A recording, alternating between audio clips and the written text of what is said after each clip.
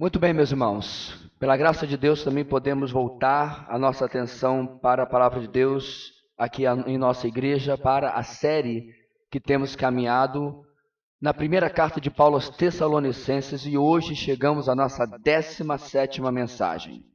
É uma bênção, meus irmãos, já estamos no último capítulo, mas é um capítulo muito robusto, muito cheio de conteúdo, onde nós temos caminhado devagar para podermos aproveitar aquilo que o apóstolo Paulo nos traz aqui pela inspiração do Espírito Santo.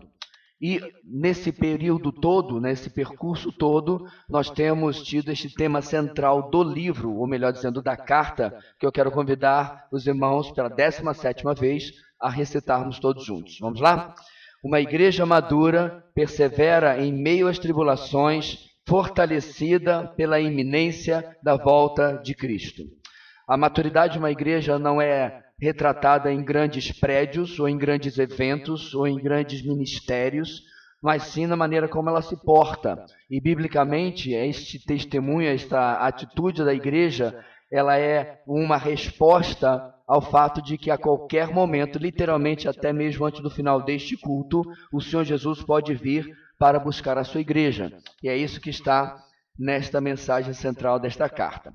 No domingo passado, irmãos, nós começamos os conselhos finais de Paulo na sua primeira carta aos Tessalonicenses e estamos no trecho do capítulo 5, do versículo 12 até o versículo 24, o que deixa apenas o finalzinho 25 a 28 de fora. Assim sendo, começamos a mensagem que foi domingo passado, vai ser este, mais outro, durante esses domingos, ocupando todo este trecho que eu acabei de mencionar. Para essas mensagens em Tessalonicenses 5, 12 a 24, a nossa grande ideia é a seguinte: diante da certeza da esperança, a igreja madura tem um bom testemunho, mesmo debaixo das tribulações. Diante da certeza da esperança, a igreja madura tem um bom testemunho, mesmo debaixo das tribulações. Assim, neste sanduíche entre as tribulações que eles viviam e a convicção de um lado e do outro lado, a convicção de uma eternidade gloriosa, como era prometida, os tessalonicenses são desafiados a responder no seu presente com um bom testemunho. Ou seja, uma evidência cristã hoje que reflete que não eram destruídos pelas tribulações, não estavam sendo desanimados pelas tribulações, muito pelo contrário, continuavam vivendo de uma maneira excelente, motivados pela esperança eterna da redenção em Cristo. Começamos na semana passada, primeiro, nos versículos 12 e versículo 13. Em primeiro lugar, vimos como um bom testemunho de uma igreja madura o seguinte: a igreja madura tem uma boa postura para com os seus líderes. Versículos 12 e 13, apenas a parte A. Tratamos como Paulo exorta essa igreja a ter consideração, a valorizar, a ter em alta estima aqueles que os lideravam no Senhor. E também como ele classifica que os líderes que devem assim ser tratados, não são tratados por causa de um título, por causa de um cargo, mas por causa do seu duro e dedicado trabalho. Nosso objetivo, e o da Palavra de Deus da semana passada, irmãos, era mostrar como que entre a idolatria que infelizmente existe até mesmo hoje no mundo evangélico, por pessoas que têm cargos, e por outro lado, um total desrespeito ou falta de consideração por aqueles que lideram, há uma perspectiva bíblica equilibrada, onde nós sabemos que esses homens são pecadores, são homens limitados, mas têm dedicado a sua vida, desde que, como diz o texto, estejam trabalhando duro em prol da igreja.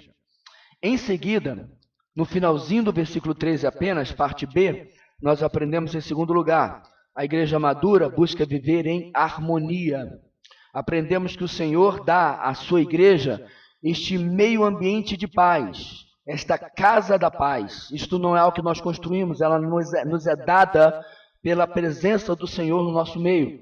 E cabe a cada um de nós preservar e fazer a manutenção desta paz nos nossos relacionamentos. Algo claro no texto, quando ele usa a expressão uns aos outros. E, meus irmãos, sendo seres humanos caídos, seres humanos pecadores como nós somos, conflitos são inevitáveis. É virtualmente impossível dois seres humanos conviverem especialmente durante um longo período de tempo, sem que um pise no calo do outro. Porém, temos a ordem, nós temos os recursos espirituais dados pelo Senhor para restaurar relacionamentos, para buscar a paz e assim vivemos em harmonia, como a última frase do versículo 13 nos fala. Porque essas são algumas evidências de uma igreja madura, que diante da certeza da esperança busca viver um bom testemunho. Paulo está mostrando que há necessidade de trabalho. As coisas simplesmente não acontecem num estalar de dedos. Não adianta a oração na cabeça. Não adianta ficar fazendo propósito. Nós temos que viver a vida cristã, mortificar a nossa carne, certo? Confrontar o nosso pecado, para que isso que ele nos aconselha aqui possa se tornar uma realidade também no nosso meio a cada dia. Vamos então, irmãos, para o nosso texto, para que a gente possa prosseguir nos pontos 3 e 4 da nossa mensagem. 1 Tessalonicenses 5, 12 a 24, dá uma olhada na sua esquerda e direita e vê se alguém precisa pegar uma carona na sua Bíblia aí, para nós podermos ler juntos. Ok? Diz assim a palavra do Senhor, vamos lá? Agora lhes pedimos, irmãos, que tenham consideração para com os que se esforçam no trabalho entre vocês, que os lideram no Senhor e os aconselham. Tenham-nos na mais alta estima, com amor por causa do trabalho deles. Vivam em paz uns com os outros. Exortamos vocês, irmãos, a que advirtam os ociosos, confortem os desanimados, auxiliem os fracos, sejam pacientes com todos. Tenham cuidado para que ninguém retribua o mal com o mal, mas sejam sempre bondosos uns para com os outros e para com todos. Alegrem-se sempre, orem continuamente, deem graças em todas as circunstâncias, pois esta é a vontade de Deus para com vocês em Cristo Jesus. Não apaguem o espírito, não tratem com desprezo as profecias, mas ponham à prova todas as coisas e fiquem com o que é bom. Afastem-se de toda forma de mal, que o próprio Deus da paz os santifique inteiramente, que todo o espírito, a alma e o corpo de vocês sejam preservados irrepreensíveis na vinda de nosso Senhor Jesus Cristo. Aquele que o chama é fiel e fará isso. Diante da certeza da esperança, a igreja madura tem um bom testemunho mesmo debaixo das tribulações. Como relembramos semana passada, irmãos, não podemos esquecer que o nosso texto vem logo depois de um texto sobre o futuro, isto é, um texto sobre a doutrina da escatologia. E aprendemos já que a nossa vida aqui é uma resposta a esta certeza de que Jesus volta para buscar os seus. Então devemos esperá-lo vivendo vidas de bom testemunho, vidas de excelência. Excelência que se traduz nas nossas atitudes, uns para com os outros principalmente, mas também como o mundo nos vê. Na continuação do nosso texto, o nosso bom testemunho agora irá interagir com vidas. Como eu disse, a igreja é o contrário de isolamento. Não existe crente do bloco do eu sozinho, né? Ou da igreja sozinha, ou crente sozinho em casa. Igreja é relacionamento, é ferro com ferro, né? Isso é patente em toda a Escritura, particularmente com a expressão uns aos outros. Então vamos tocar vidas, mas especificamente as vidas dos irmãos, tanto em nossa igreja local, como fora dela, como o texto vai mostrar. Precisamos primeiro compreender, irmãos, que nem todos estamos no mesmo estágio, no mesmo patamar espiritual, no mesmo momento espiritual. E não me refiro aqui a alguns melhores do que outros, não. Há diferentes níveis de crescimento. Há diferentes níveis de situação e momento espiritual que cada um de nós está passando, tanto agora, como vai ser daqui a 3 anos ou daqui a 10 anos, porque nós não somos pessoas estáveis. Temos mudanças, temos variações na nossa vida. A caminhada de crescimento e amadurecimento é uma verdade tanto para a vida natural quanto para a vida espiritual. E nesta caminhada somos suscetíveis, infelizmente, há momentos que precisamos de apoio, de suporte de uns para com os outros. Tal como Paulo diz em Colossenses 3,13, suportem-se uns aos outros, o que literalmente significa colocar-se debaixo e sustentar o outro, certo? A ideia de suportar não é tipo aquilo assim, eu não suporto fulano, não é isso não. A ideia é literalmente servir de sustentação para a vida um do outro. É isso que o texto diz. Então, assim, meus irmãos, na nossa contagem, em terceiro lugar, a palavra de Deus nos ensina o seguinte: a igreja madura cuida dos irmãos em suas deficiências espirituais. A igreja madura cuida dos irmãos em suas deficiências espirituais.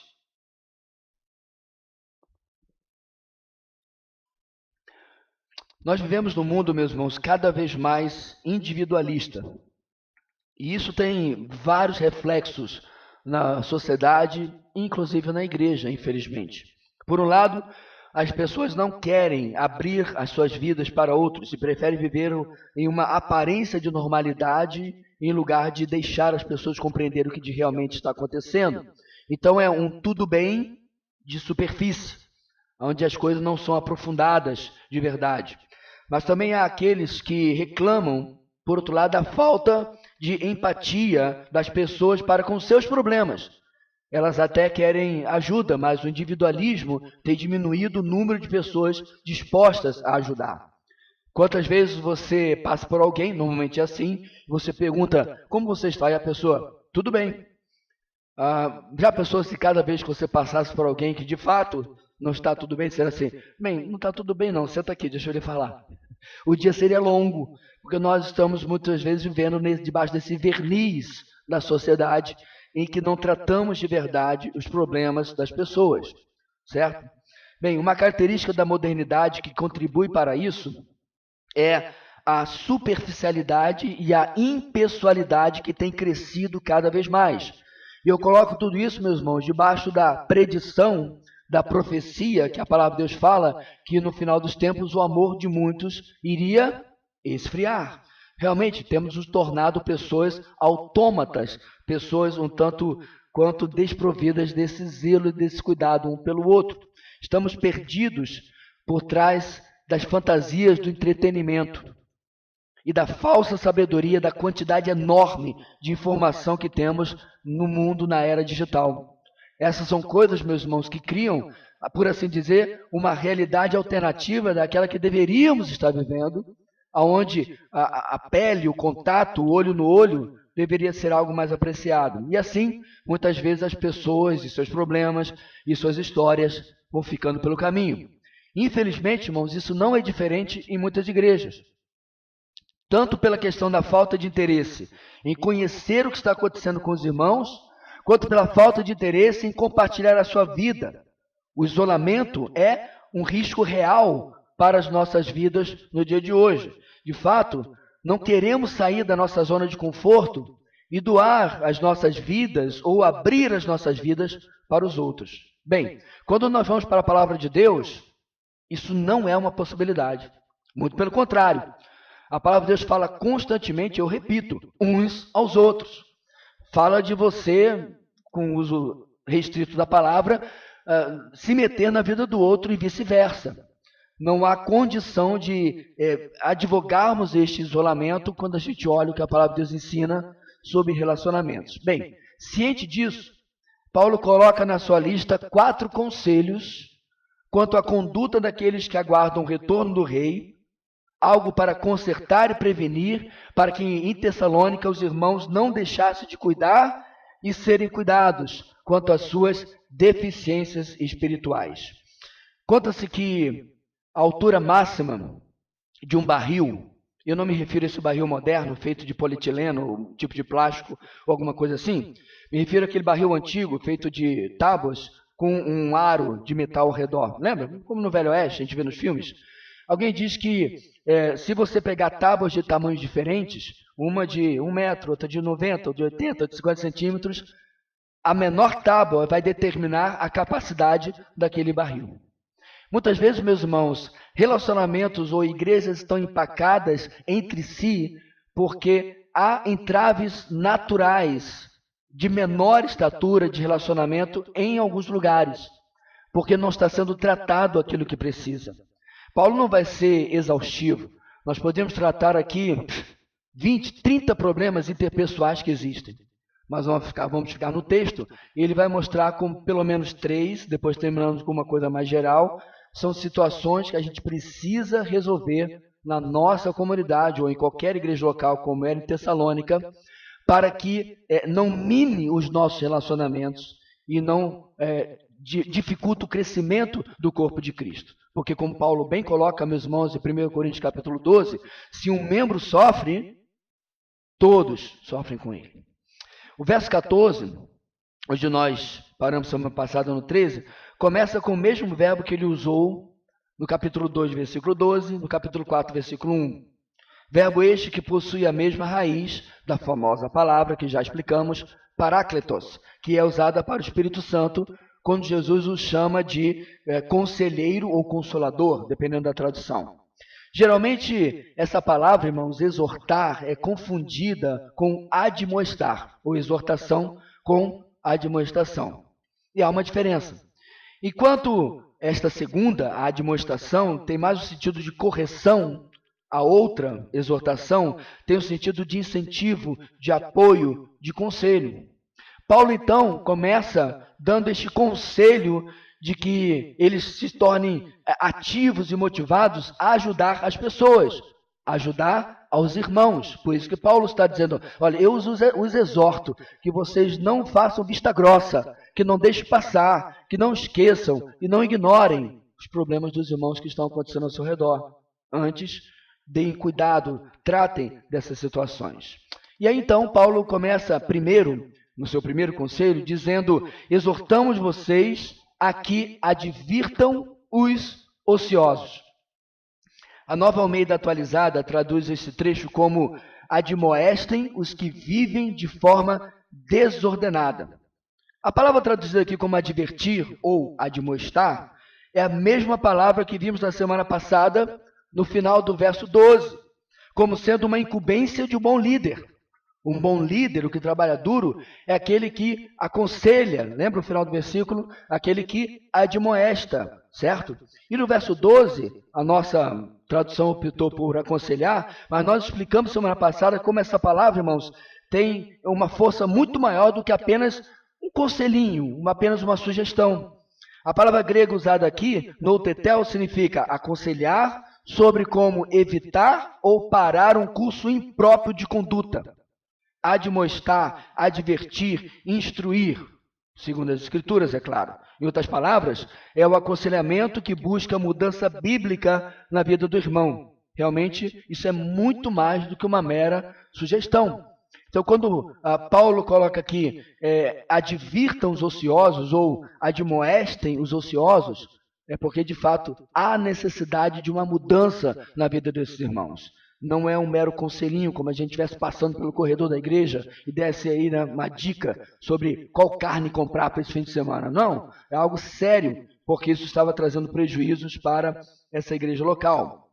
Então, aqui no nosso texto, irmãos, lá no 12 eram os líderes, né? Mas aqui não mais só os líderes, mas todos os irmãos deviam se engajar no aconselhamento, na admoestação, na advertência aos irmãos que estivessem vivendo de maneira ociosa ou de maneira desordenada. E antes de tratarmos esse tipo de maneira de viver, precisamos reforçar, irmãos, o elemento de mútua responsabilidade que mais uma vez aparece para nós nas Escrituras. Vez após vez, nós temos visto, a nossa igreja tem visto, que precisamos definitivamente abandonar esse pensamento religioso, esse pensamento dessa alma católica que o brasileiro tem, não é isso? Essa alma, esse pensamento clerical que coloca apenas determinados irmãos com essa tarefa. Mais uma vez, irmãos, a Bíblia está dizendo que isso compete a toda a igreja, não apenas a uma parte. E eu espero que de uma vez por todas a gente abandone isso. Porque, de fato, meus irmãos, usando esse mesmo verbo, Paulo escreve aos Colossenses, capítulo 3, versículo 16. Ouça bem. Habite ricamente em vocês a palavra de Cristo.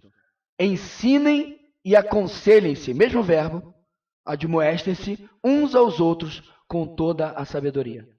Paulo não está falando em Colossenses à liderança. Ele não está falando a pastores. Ele não estava falando apenas aos vocacionados, aos chamados, aos ordenados. Ele estava falando com toda a igreja. Então, queridos, que fique claro de uma vez por todas que a responsabilidade que cada um de nós temos é ser instruídos, instruir na palavra de Deus, é aconselhar uns aos outros. Eu fico pensando, irmãos, quantos dos problemas que nós já enfrentamos na nossa vida particular simplesmente desapareceriam se nós nos aproveitássemos do tesouro de sabedoria que você tem sentado ao seu redor. Uma coisa interessante, meus irmãos, é como que às vezes você está no olho do furacão. Você está, para falar do furacão que quase passou aqui semana passada, né? Você está no olho do furacão, você está meio que perdido diante de uma decisão. E você compartilha com o irmão em Cristo, você tem olhos novos, olhos frescos, olhos descansados sobre aquele problema, e ele fala aquela palavra bíblica que se encaixa como um quebra-cabeça. Eu já estive nessa situação. Eu fiquei inclusive impressionado como que eu não enxerguei o que ele enxergou. E se eu não tivesse chamado para que ele pudesse me admoestar, me aconselhar, me corrigir, eu me manteria no olho do furacão. Como falamos, irmãos, alguns dias atrás, ninguém sabe o que calado quer. É possível, dentro desse conselho de Paulo, que alguns irmãos não percebessem os problemas da vida dos outros. Então, é extremamente importante que nós aprendamos não a ter aquele amiguinho que vai concordar sempre com a gente. Não é esse tipo de irmão que eu estou falando. É comum a gente se agregar com determinadas pessoas na igreja, não é isso? Todo mundo gosta de um determinado hobby, ou de uma determinada atividade, ou o que quer que seja.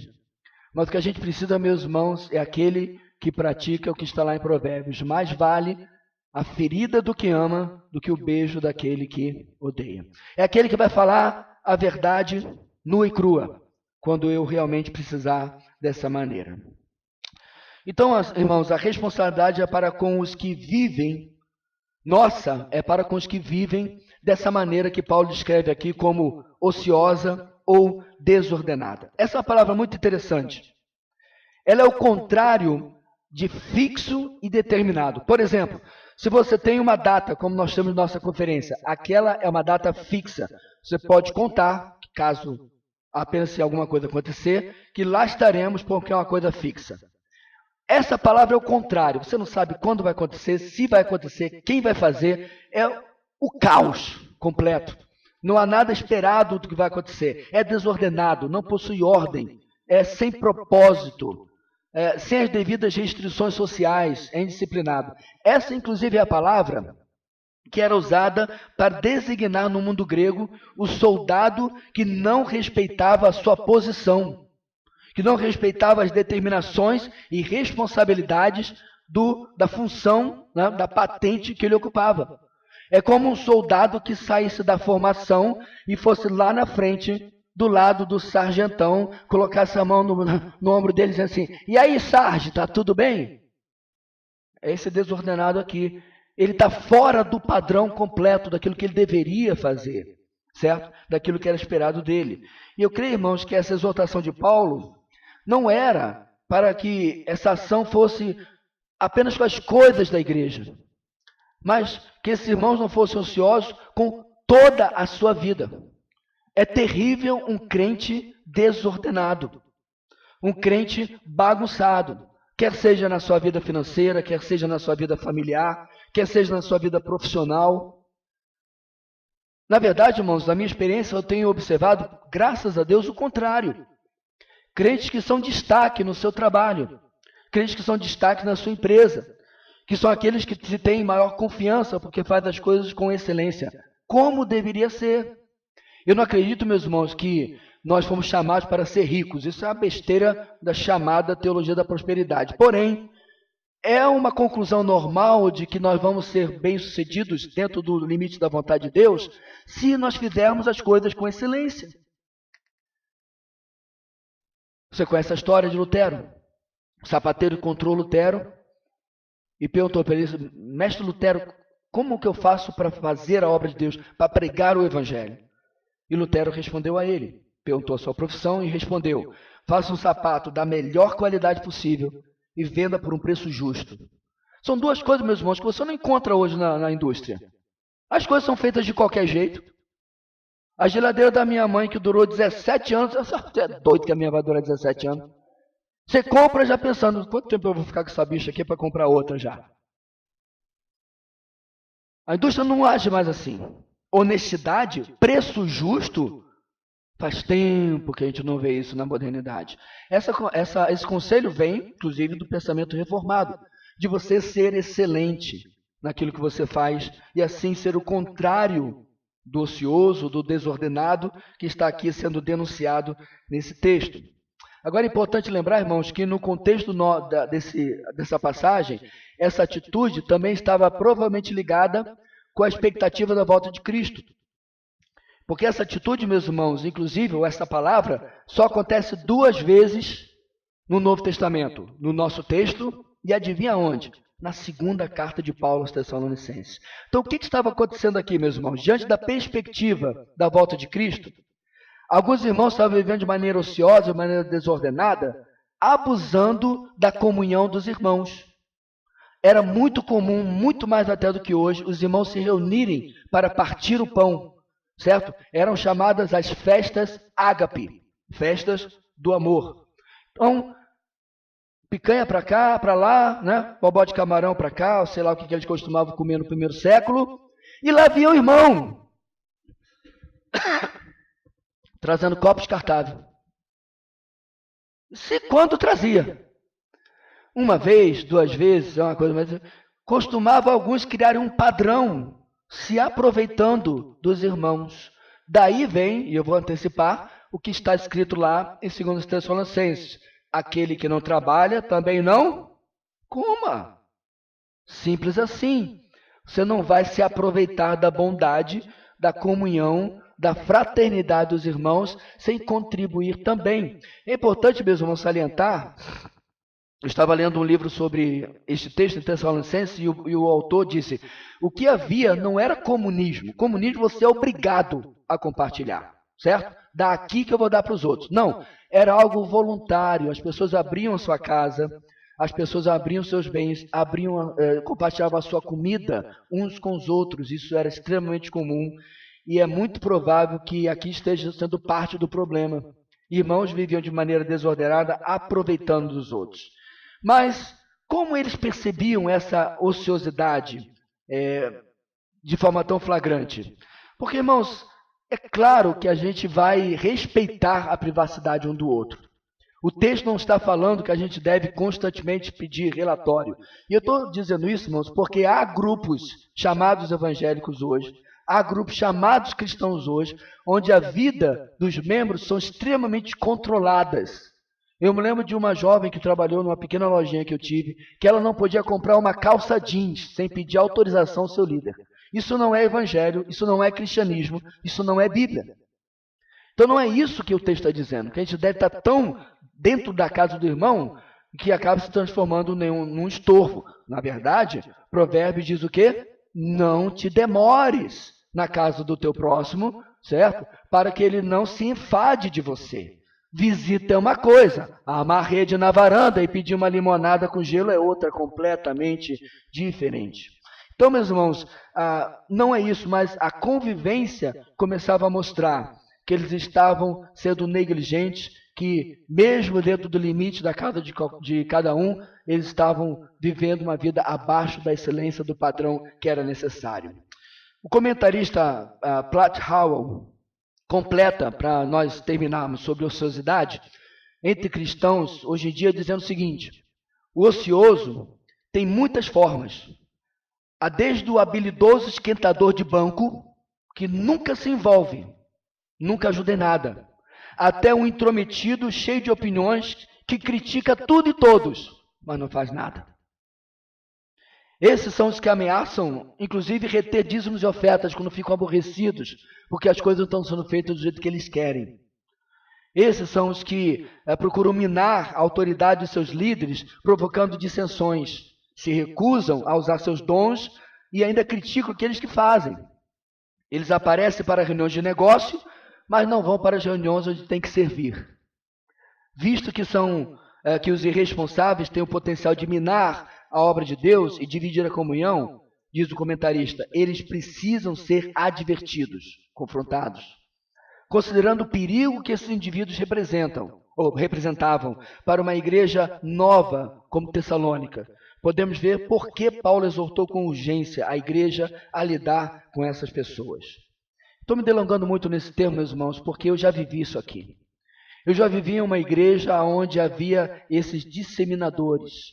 É o camarada que não faz nada, mas dá muito para os outros fazerem. É o crente que não trabalha, mas dá trabalho. E nós vimos vez após vez como eles queriam que a igreja tornasse seu próprio reino particular. Eu chamo de igreja buffet, self-service. Tinha que ser do jeito que eles queriam. E se não fosse, eles começavam a reclamar e protestar e eram desordenados, como o texto está dizendo.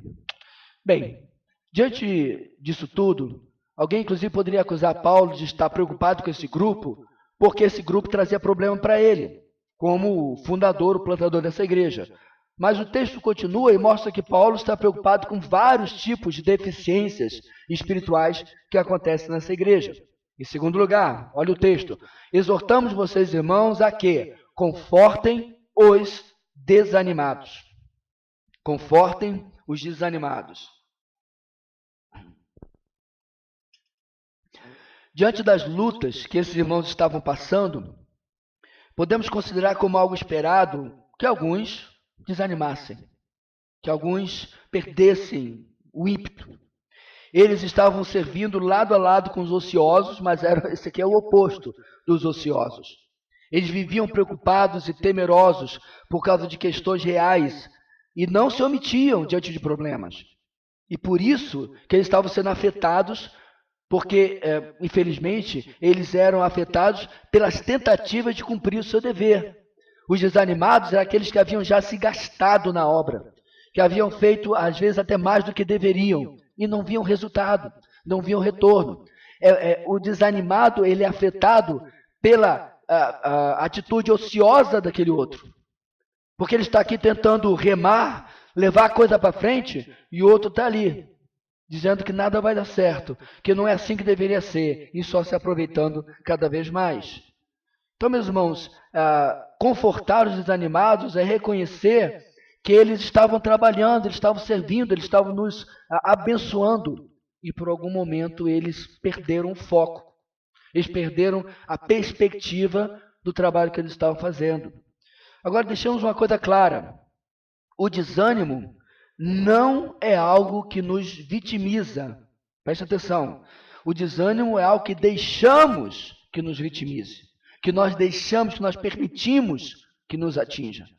Nós não somos impotentes diante do desânimo. Diante das lutas e do desgaste, irmãos, vem a oferta, vamos chamar assim, do desânimo. Eu aceito isso, eu acalento isso, eu abraço isso, eu deixo, como acabei de dizer, que aquilo me atinja, que aquilo me vitimize.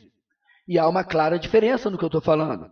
Eles foram afetados dessa forma porque deixaram que as pressões da vida, que as pressões inclusive do trabalho cristão, roubassem sua alegria e apagassem suas paixões. Logo, começaram a negligenciar suas responsabilidades também, como não valendo mais a pena. E por isso eles correm o risco de logo se tornar também eles mesmos críticos e ociosos como primeiro grupo. Então aqui, meus irmãos, Paulo, nesse segundo conselho, está dando um conselho preventivo. Cuidem dos desanimados, para que eles não se tornem algo pior. É muito comum, irmãos, e eu já vi isso muitas vezes, inclusive em pastores, que passado o tempo, gente que se gastou na obra, gente que foi, durante anos, ponta de lança, e em algum momento se desanimou. E se tornaram pessoas críticas, pessoas cínicas, pessoas amargas, porque desistiram ou perderam o foco daquilo que estavam fazendo. Eu não sei, meu irmão, como você está na obra de Deus, mas com certeza o desânimo não é uma opção obrigatória para as nossas vidas. O desânimo não é um caminho que tem que acontecer nas nossas vidas. Paulo está tratando com esses irmãos aqui porque eles sabem que eles podem mudar, melhorar, sair desse caminho de desânimo e retornar ao trilho correto.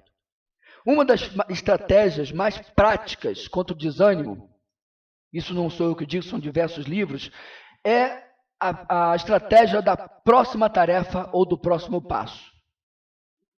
Como geralmente nós paramos, nós estacionamos quando nos vemos desanimados, o desafio primeiro para retomar a caminhada é dar o próximo passo. É orarmos para que o Senhor nos dê forças para não deixarmos nossas responsabilidades e nossa disciplina afundar na areia movediça emocional do cansaço. Porém, não podemos esquecer que isso não estou tratando aqui de um jogo motivacional, não é? Porque se fosse assim, a gente ia começar a ouvir os coaches da internet, né? Não. Nós estamos falando, meus irmãos, de combater no reino de Deus o desânimo de forma espiritual e usar de renovação da nossa mente na palavra de Deus e aí sim compreender que há uma responsabilidade a fazer. Há um próximo passo a ser tomado. Quer seja na sua vida como marido, como esposa, como filho, como profissional, como obreiro, como crente em Cristo, há sempre algo a fazer. Nós nunca chegamos a um estágio onde está, não, estou desanimado porque não tem mais nada para fazer. Fala isso para uma dona de casa, ele vai te dar um monte de coisa para você fazer. Fala isso para uma pessoa ocupada, ela vai te dar um monte de coisa para fazer. Fala isso para mim. Porque tem uma lista de coisas que eu tenho para você fazer. Fato é, meus irmãos, que essa estratégia de seguir em frente nos aponta para a eternidade. Porque há um caminho a ser trilhado até o final dos nossos dias. E nós precisamos dessa real motivação diante dos ladrões da nossa alegria que aparecem na nossa vida. E à luz do nosso contexto, essa eterna esperança é a nossa maior fonte de motivação. Nenhuma das coisas passageiras deste mundo, quer sejam bênçãos, certo? Quer sejam tribulações e lutas, tem maior poder sobre nós do que o poder da vida eterna que habita em nós por causa de Cristo Jesus. Essa é a nossa verdadeira motivação. O desânimo, meus irmãos, em outras palavras, tem a ver quando eu abaixo meus olhos para a realidade temporal, para a realidade passageira e perco a perspectiva da eternidade. E precisamos restaurar isso em nós. Algo que não podemos também esquecer é que hoje nós podemos consolar alguém desanimado. Você pode olhar para esse texto e obedecê-lo, mas amanhã os papéis podem se inverter. A vida é curta, mas a vida também é longa. Quantos que ao passar do tempo perderam a motivação, perderam o impulso da vida cristã? Este desânimo a longo prazo pode levar anos para amadurecer e aparecer. E precisamos ajudar uns aos outros durante o caminho. A nós abandonarmos o desânimo, enquanto outros depois podem nos ajudar a fazer a mesma coisa. Mas há um terceiro conselho no nosso texto. Paulo, em terceiro lugar, olhe na sua Bíblia, exortamos vocês, irmãos, a que auxiliem os fracos. A fraqueza aqui não se refere a nada físico, se refere à fraqueza espiritual. Esses não são aqueles que são fracos por causa da sua pouca experiência ou pouco tempo de conversão. A fraqueza espiritual aqui, irmãos, não é causada pelo pouco tempo de vida com Deus, enquanto que aquele que tem mais tempo, por outro lado, é forte. Não é isso que o texto está dizendo. Essa fraqueza é causada pelo sedentarismo espiritual. Deixa eu explicar de uma seguinte forma. Nós chamássemos aqui um homem, por exemplo, de 110 quilos. Eu tenho 77. 110 quilos. Mas não estou me referindo a 110 quilos redondinho, não. 110 quilos de armário. Ok? O John está aí, não? Mais ou menos como o John. Cadê o John? Está aí? Não tá com tudo isso não, né, John? Tá com mais? Bem, então amém. Tá magro? Ok, tá. Então você pega o John ali, né? Quem não está vendo na câmera, esse homem pequenininho que está ali, só que o contrário, certo? E ele com certeza conseguiria impedir de empurrá-lo e até me empurraria. Isso significa que eu sou fraco? Não. Significa apenas que ele é mais forte do que eu. Porque provavelmente eu pegaria um rapaz de 50 quilos e eu faria a mesma coisa. Então, não é isso que o texto está dizendo. O texto está falando, meus irmãos, da pessoa que não consegue ir com nada, nem ninguém, nem nenhuma circunstância, porque está parado no tempo e no espaço, espiritualmente. Não aprendeu o que eu aprendi quando era criança pequena lá na Ilha do Governador, no Rio de Janeiro, da vitamina BO. Você conhece a vitamina BO? Bíblia e oração. Não aprendeu a das disciplinas cristãs.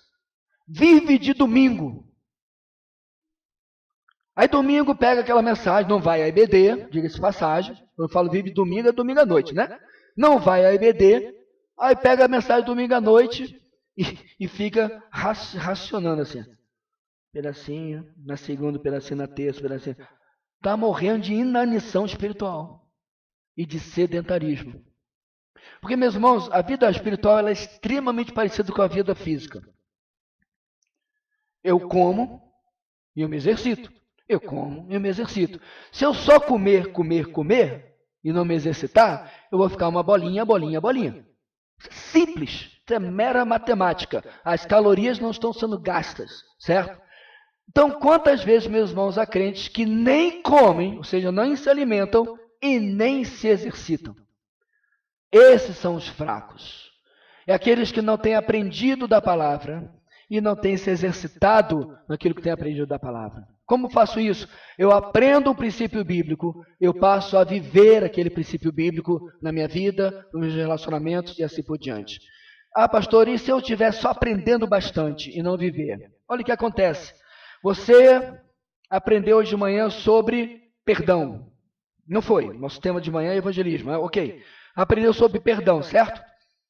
E aí, estava ouvindo a palavra, estava sendo alimentado, estava sendo edificado, e o Espírito Santo já falou no seu coração. Vai lá e resolve a sua pinimba com o Tiago, vai lá e resolve o seu problema com o Luíde, vai lá e... O cara está cheio de problema com as pessoas. Vai lá e resolve o seu problema com... E ele não vai. Ele não está exercitando aquilo que ele aprendeu. Está só engordando. Está só parado, sedentário, sem se exercitar. E esse é o problema desse texto.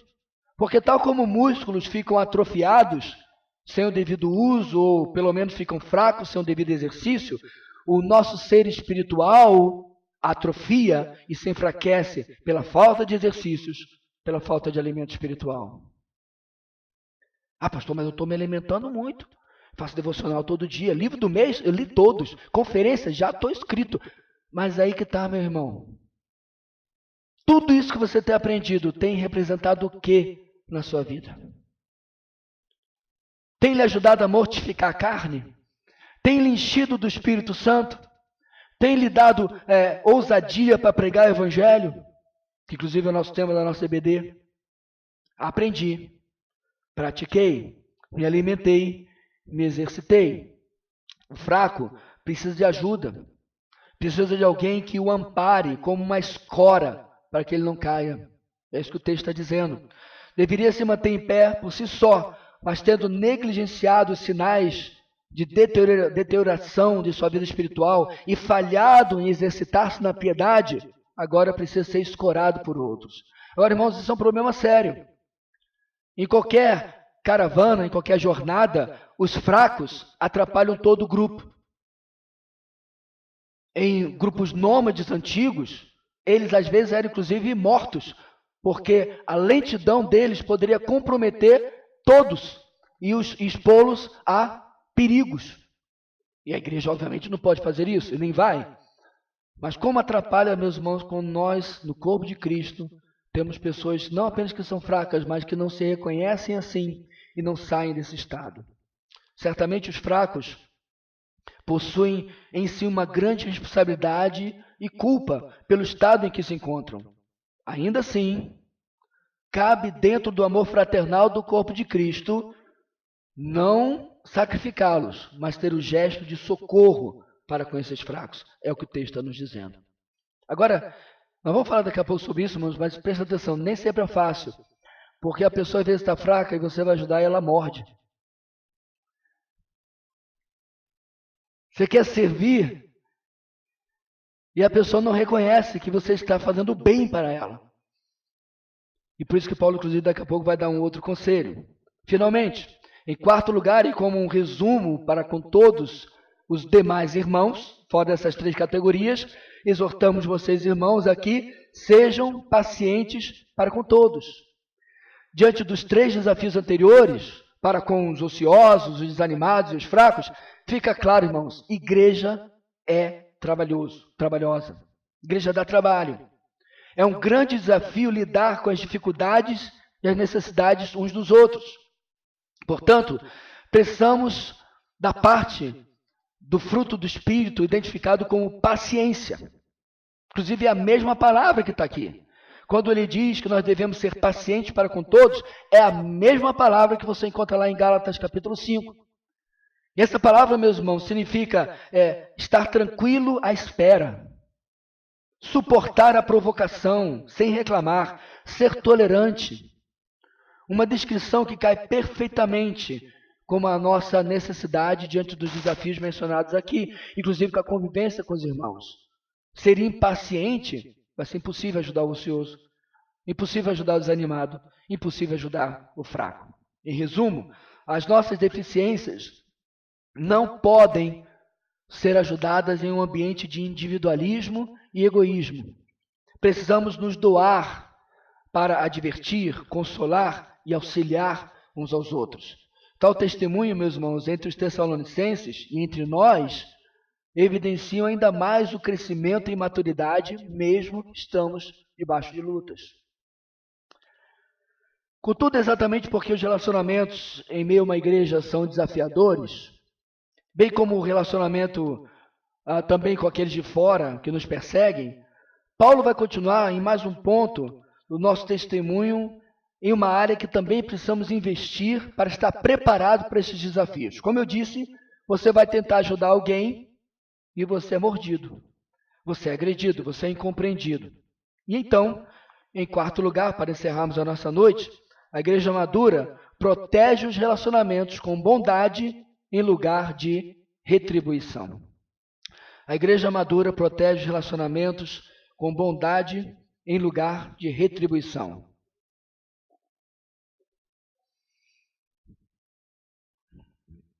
Talvez você tenha ouvido quando você era pequeno do seu pai, que se você chegasse em casa dizendo que havia apanhado de um coleguinha na escola, você ia apanhar 2 vezes.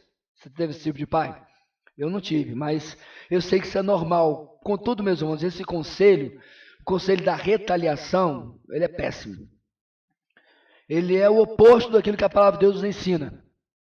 Inclusive, nós investimos um tempo na nossa EBD, no Sermão do Monte, lembra? Onde nós aprendemos exatamente o oposto a isso.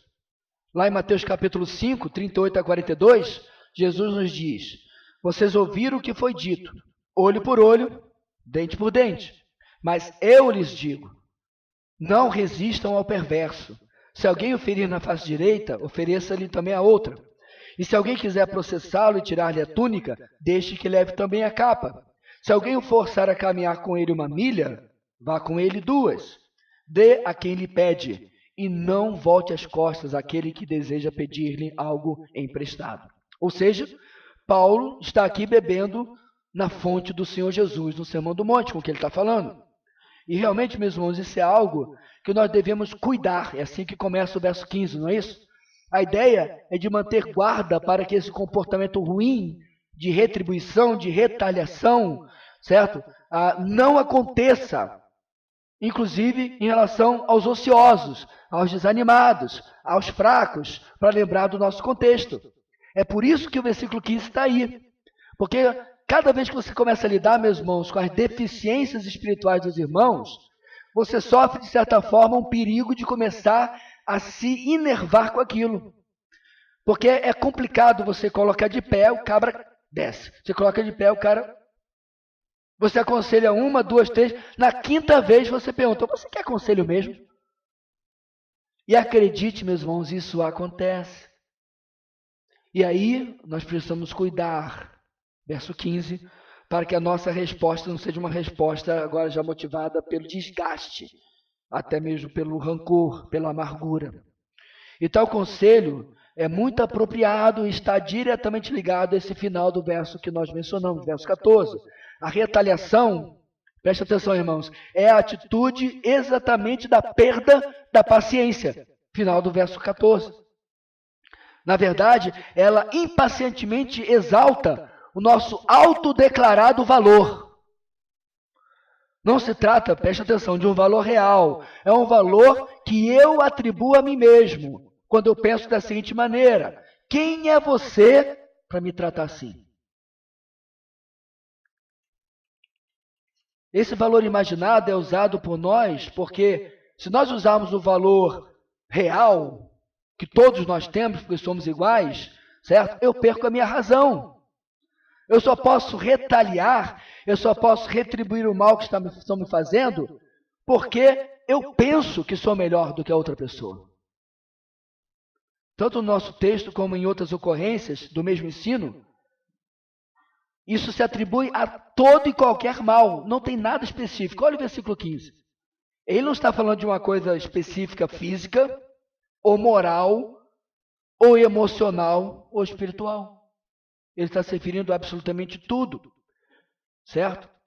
Porque isso está focado, irmãos, em tratar de um outro defeito nosso e mostrar como que eu tenho essa mania de qualificar e quantificar o que eu vou e o que eu não vou tolerar. É por isso que Paulo não especifica, apenas diz: não retribua o mal com o mal. Ponto. Eu fico pensando, o pessoal em Tessalônica dizendo assim, mas ele está se referindo a qual tipo? Porque esse é o nosso defeito. A gente tem limites. É tipo assim, eu perdoo isso, mas não aquilo. Eu não irei retaliar, mas só se ele não fizer tal coisa. E como juízes, determinamos onde a palavra de Deus se aplica a nós e onde ela não se aplica. Porém, meus irmãos, o nosso texto é claro. Ninguém retribua o mal com o mal, independentemente do que ele seja ou quem seja o seu autor. Quando retaliamos, nós perdemos. O próprio apóstolo Paulo nos fala isso em Romanos capítulo 12, no versículo 21. Não se deixem vencer pelo mal, mas vençam o mal com o bem. A estratégia para derrotar o mal não é pagar na mesma moeda e nem pagar de forma pior. A estratégia é retribuir com o bem. Pastor, muito lindo no papel. É verdade. Impressora de ótima qualidade, inclusive. Mas acredite, meus irmãos, é bonito no papel e é mais bonito ainda quando, pela graça de Deus, nós vivemos isso. Essa estratégia de vitória é descrita de forma simples no nosso texto. Mas sejam sempre bondosos uns para com os outros e para com todos.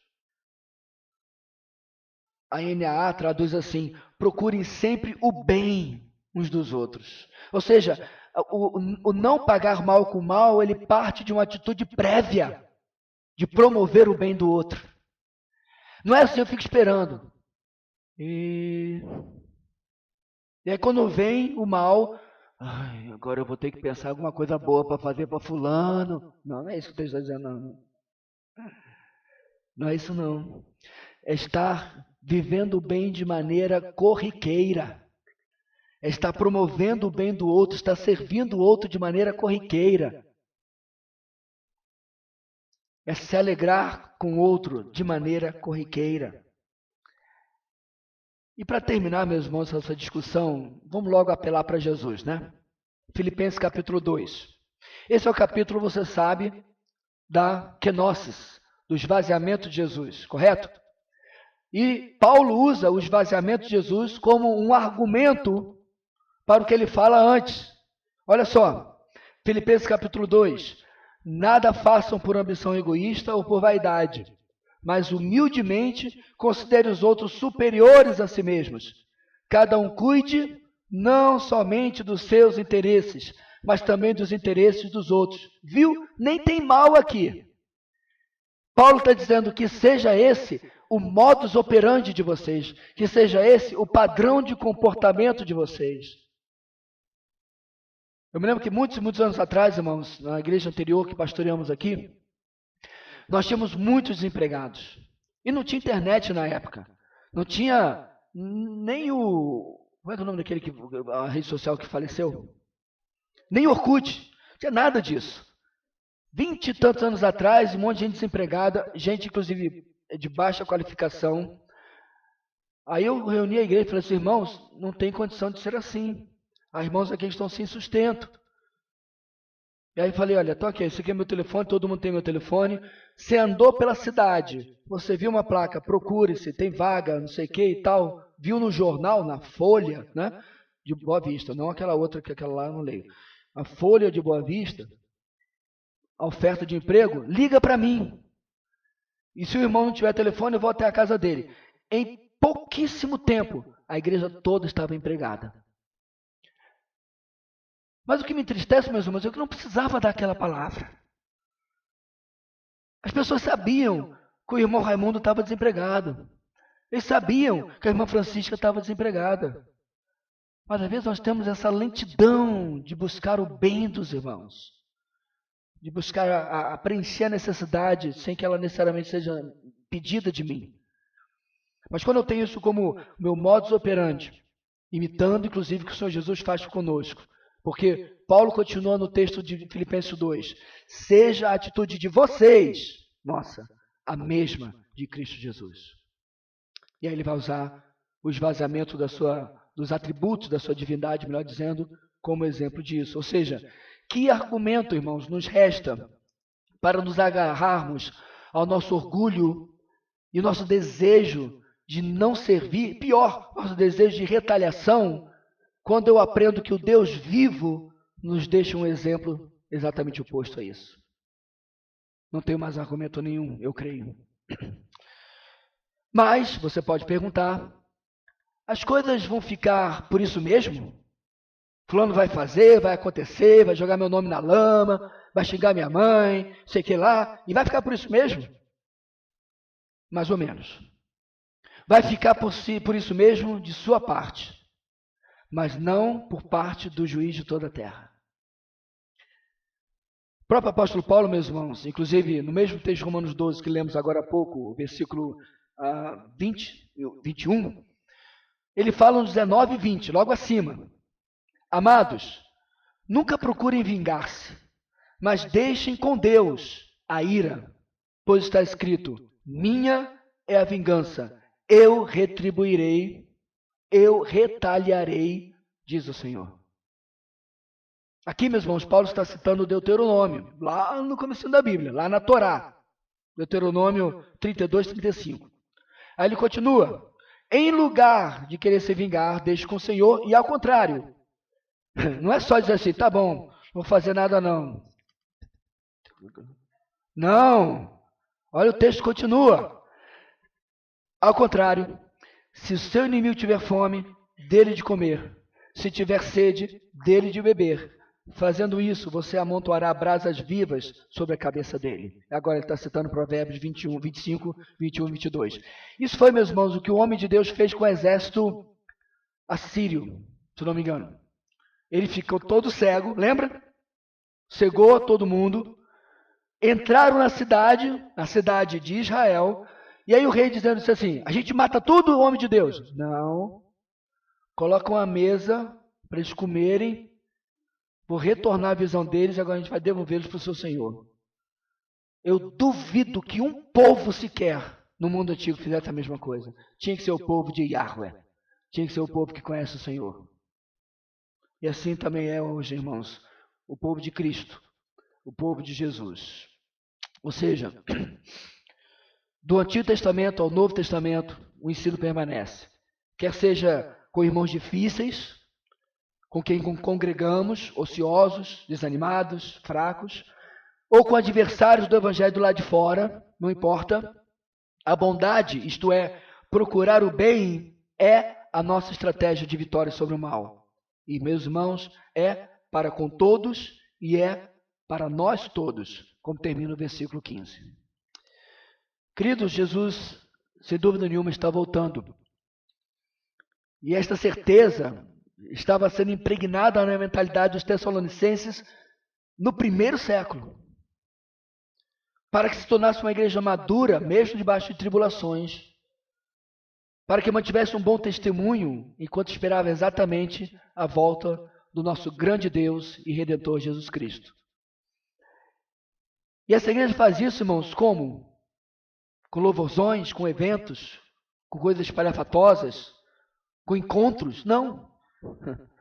Cuidando de pessoas que têm vidas danificadas, vidas deficientes.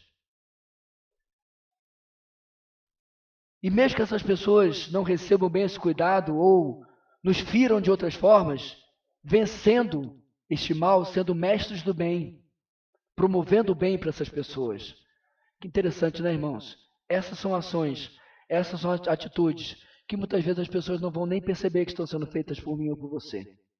Mas é assim que Paulo mostra essa igreja, como que a sua maturidade iria transbordar, iria transparecer num bom testemunho para aqueles que assim soubessem.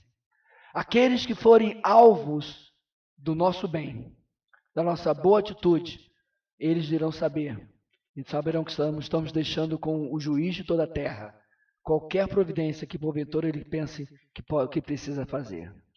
Que Deus nos ajude, meus irmãos, com mais esses conselhos, unidos aos dois outros que vimos semana passada, a buscarmos ter um bom testemunho como igreja do Senhor. Oremos. Deus querido, obrigado pela tua palavra, que mais uma vez nos orienta, nos conduz, em cada palavra, de cada versículo, em cada detalhe, uma riqueza, um tesouro. E nós possamos realmente, Deus, degustar isso, mas principalmente, alimentados, exercitarmos nisso, vivermos isso que acabamos de ouvir. Possamos, ó Deus, sair da nossa comodidade, do nosso mundinho, dos nossos interesses e viver para o outro, e viver promovendo o bem do outro. É a nossa oração em nome de Jesus. Amém e amém.